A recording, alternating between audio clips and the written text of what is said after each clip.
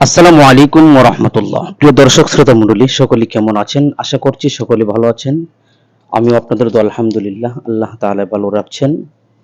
তো আজকে একটি গুরুত্বপূর্ণ বিষয় নিয়ে আপনাদের মাঝে আলোচনা করতে চাচ্ছি।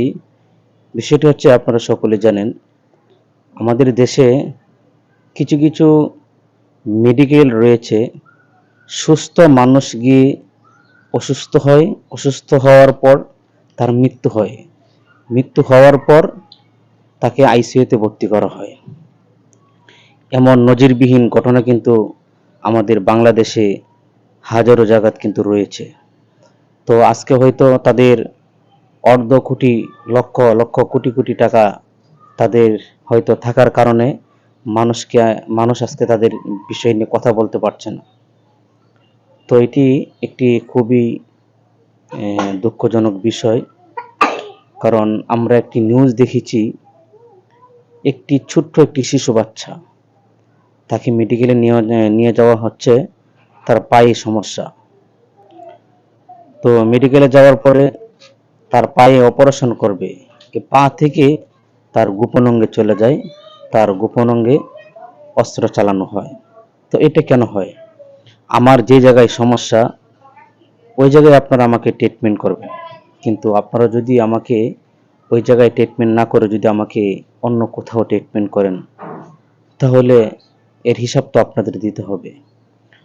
তো এই বিষয় নিয়ে যখন তদন্ত করা শুরু হয়, তখন ওনারা স্পষ্টভাবে কথা বলছেন, গোপন অঙ্গে নাকি একটু সমস্যা ছিল, নাকি তারা অস্ত্র চালায়।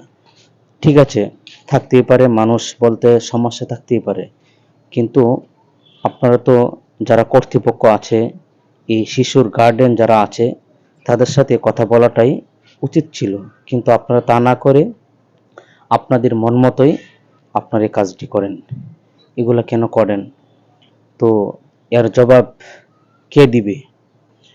তো আমরা এই ভিডিওর মাধ্যমে আমরা প্রতিবাদ জানাই, এই সমস্ত মেডিকেলগুলোকে সিল করা যেন মেরে দেওয়া হয়। তারা, মানুষ তাদের কাছে যায় সুস্থ হওয়ার জন্য, কেন অসুস্থ হয়ে তাদের কাছ থেকে ফিরে আসতে হয়?